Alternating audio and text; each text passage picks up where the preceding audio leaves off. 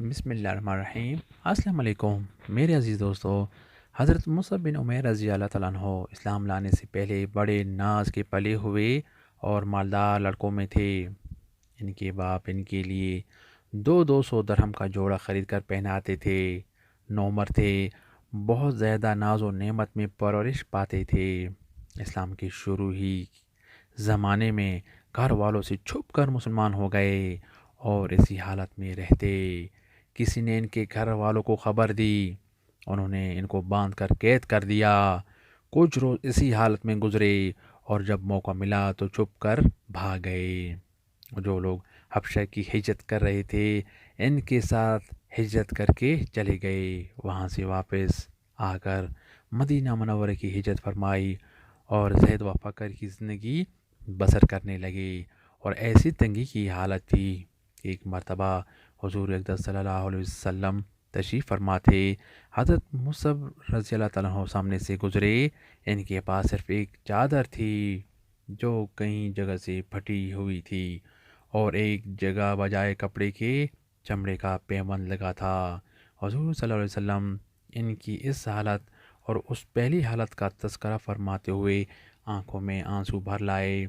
غزوہ احد میں مہاجرین کا جھنڈا ان کے ہاتھ میں تھا۔ جب مسلمان نہایت پریشانی کی حالت میں منتشر ہو رہے تھے تو یہ جمے ہوئے کھڑے تھے۔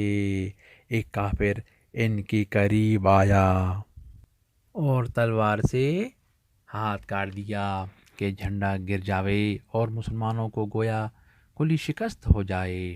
انہوں نے فوراً دوسرے ہاتھ میں لے لیا، اس نے دوسرے ہاتھ کو بھی کاٹ ڈالا۔ انہوں نے دونوں بازوؤں کو جوڑ کر سینے سے جھنڈے کو چمٹا لیا کہ گرے نہیں۔ اس نے ان کے تیر مارا جس سے شہید ہو گئے، مگر زندگی میں جھنڈے کو نہ گرنے دیا۔ اس کے بعد جھنڈا گرا جس کو فوراً دوسرے شخص نے اٹھا لیا۔ جب ان کو دفن کرنے کی نوبت آئی تو صرف ایک چادر ان کے پاس تھی جو پورے بدن پر نہیں آتی تھی۔ اگر سر کی طرف سے ڈھانکا جاتا تو پاؤں کھل جاتے اور پاؤں کی طرف کی جاتی تو سر کھل جاتا۔ حضور صلی اللہ علیہ وسلم نے ارشاد فرمایا کہ چادر کو سر کی جانب کر دیا جائے اور پاؤں پر اس خر کے پتے ڈال دیے جائیں۔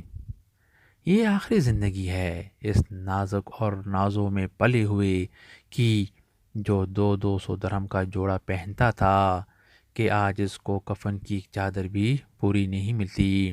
اور اس پر ہمت یہ کہ زندگی میں جھنڈا نہ گرنے دیا۔ دونوں ہاتھ کٹ گئے مگر پھر بھی اس کو نہ چھوڑا۔